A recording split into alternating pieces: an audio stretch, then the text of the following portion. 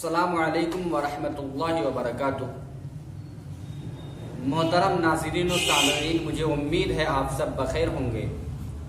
अल्लाह तबारक व तआला आप सबको सेहत व सलामती के साथ रखे। आज फिर मैं आपके सामने नमाज से मुताल्लिक एक अहम मसला लेकर हाजिर हूँ। याद रहे कि इस मसले का ताल्लुक औरतों के साथ है। आपसे इतनी गुजारिश है कि आप इस वीडियो को आखिरी तक समाअत करें ताकि सही मसला आपके ज़हन में उतर जाए।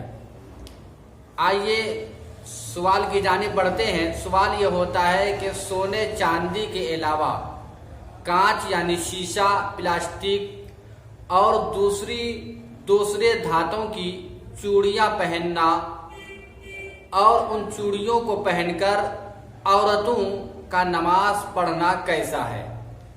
सवाल आपके जहन में आ गया होगा कि सोने और चांदी के अलावा शीशा, प्लास्टिक की चूड़ियां औरतों का पहनना जायज़ है या नहीं।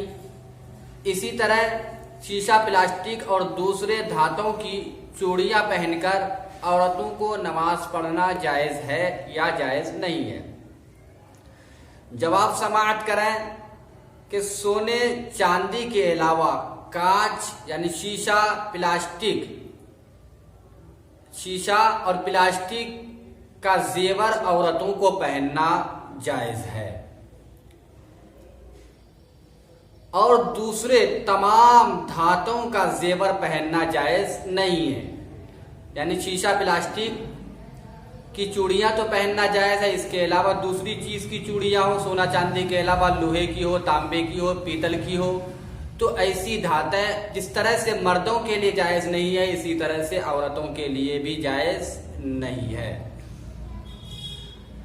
अब मसला यह है कि ये धातें जो लोहा और तांबा, पीतल वगैरह की शक्ल में है, इसकी चूड़ियां पहनकर अगर औरतें नमाज पढ़ती हैं तो उन नमाजों का क्या हाल है। तो हज़रात, ऐसी धातों के साथ में जो नमाज पढ़ी जाएगी वह नमाज मकरूह होगी। लिहाजा चाहिए कि अपनी नमाज को दुरुस्त रखने के लिए औरतें लोहा, पीतल, तांबे वगैरह दूसरे धातों के जेवरों से परहेज करें। सिर्फ और सिर्फ सोने चांदी के जेवरात पहने। इसके अलावा शीशा और प्लास्टिक के जेवरों की इजाजत है, इसको औरतें इस्तेमाल कर सकती हैं। इसके अलावा दूसरे धातों को इस्तेमाल करने की इजाजत नहीं है और जिन धातों को इस्तेमाल करने की इजाजत नहीं है उन धातों के साथ में नमाज पढ़ना मकरूह है। मुझे उम्मीद है इस मसले को आप तमामी हजरात अच्छी तरीके से अपने जहन में उतार लिए होंगे। मसला आपको समझ में आ गया होगा।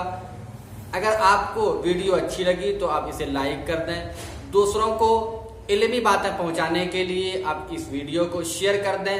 इसी तरह की दीनी बातें हमेशा मालूम करने के लिए आप मुखलिस नईमी चैनल पर अगर नए हैं तो इसे सब्सक्राइब कर दें। फिर मिलते हैं एक नए बयान के साथ। तब तक के लिए खुदा हाफिज। अस्सलामु अलैकुम वरहमतुल्लाहि वबरकातुहू।